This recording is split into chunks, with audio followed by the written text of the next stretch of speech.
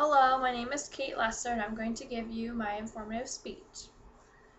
My purpose is to inform my peers about what it is like working in a doctor's office, what I do every day, what I expected to do before I got this job, as well as what I didn't.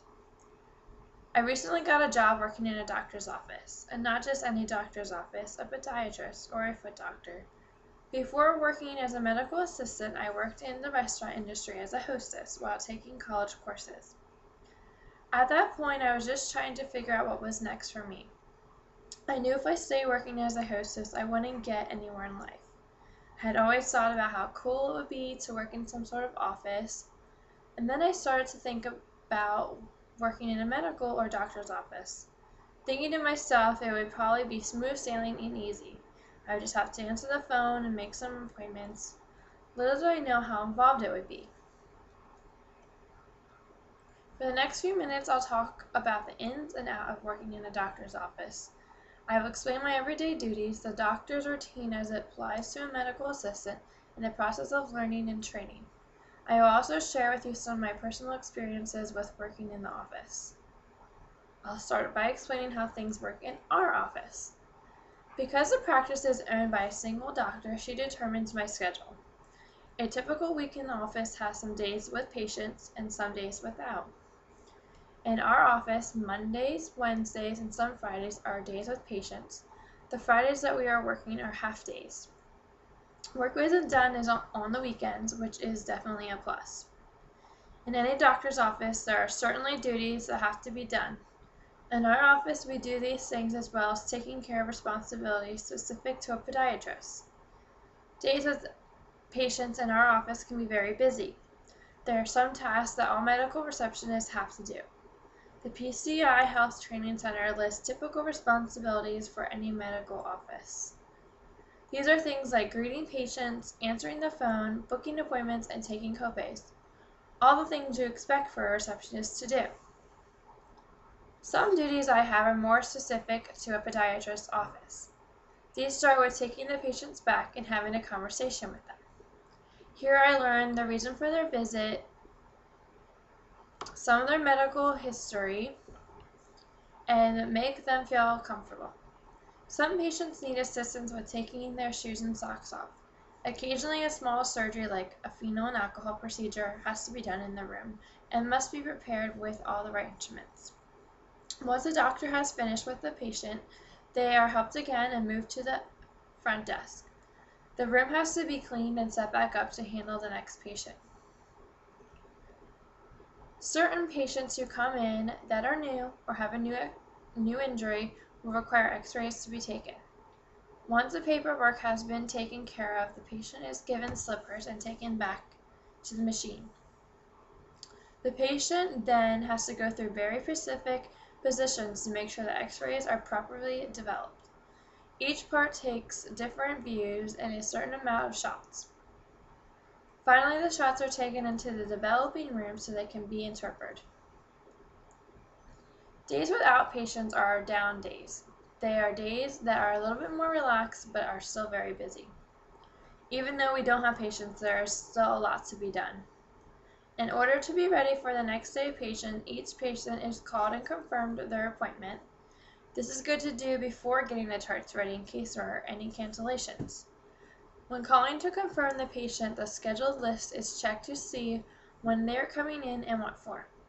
For example, if the patients are coming in to pick up their orthotics, we will let them know to bring the pair of shoes they'll be wearing to try their orthotics in. Also, if they need a referral, you must let them know. In some offices, the doctor won't even see you without one if your insurance requires it.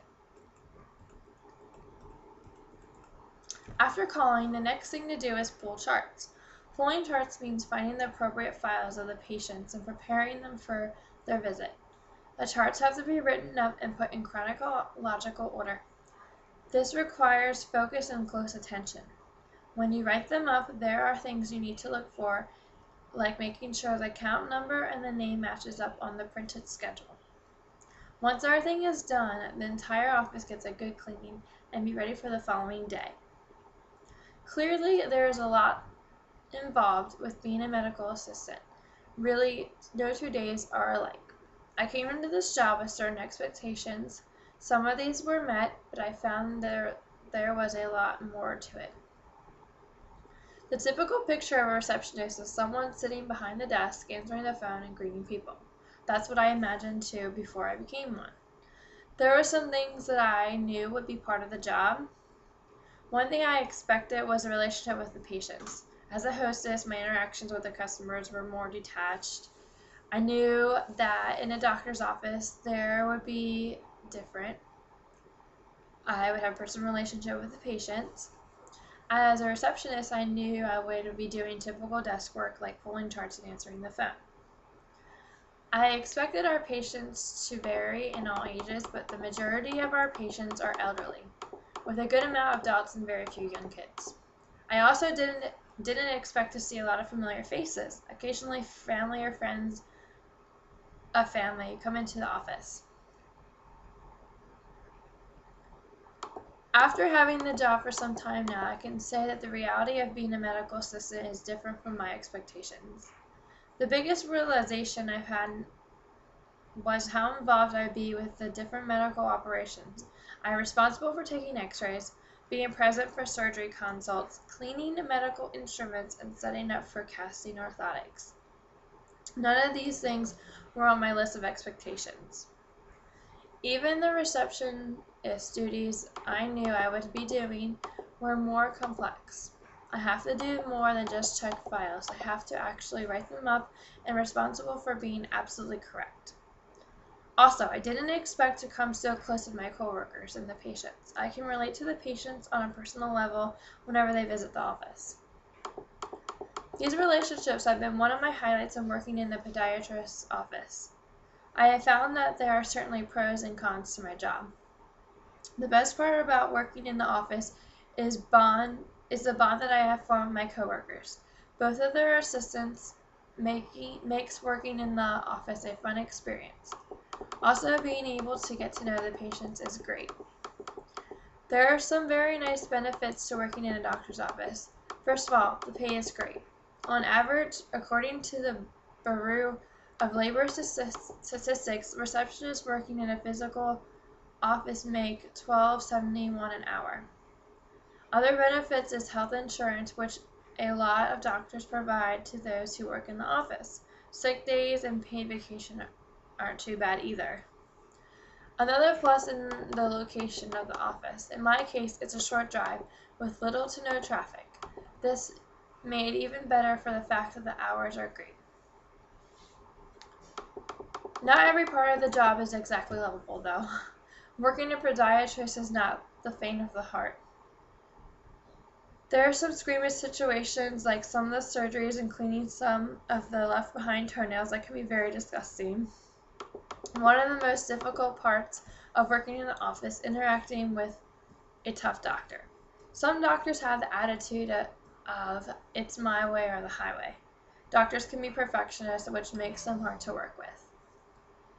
Even though the patients are scheduled to be a certain time, that doesn't mean that it is at the end of the day. If our last patient is scheduled for 4:30 and the doctor is behind, that can mean an even longer day. If the doctor isn't behind, the day won't be over at 4:30. It's over after the last patient has left and the room has been cleaned up and all the daily duties are done. According to Maryland State Labor and Employment Law, Section 3710, a short break has to be given for each 8 hours work. This doesn't leave much time for eating meals or making personal phone calls. Since I am still new to the practice, learning the medical terms hasn't come easy. Medical vocabulary is like a whole new language. There are many tricks to the trade that I have learned things like with the medical numbers, the bigger the number, the smaller the instruments. And the smaller the number, the bigger the instrument is. At the end of the day, the pros outweigh the cons. Each day is a learning experience where not only the patients are taken care of, but the needs are met and the valuable relationships formed. For the past few minutes, I have provided you with information about professional work in a podiatrist's office. I explained many of the duties and responsibilities required of a medical assistant and receptionist. I also went into detail about my expectations and experiences on the job. No 2 days are the same. I have learned a lot working in the medical field. I never thought I would work with feet, but that doesn't matter as much as the relationships I have formed with the patients and my coworkers. Overall, I have enjoyed my time so far working in a podiatrist's office and look forward to the future opportunities.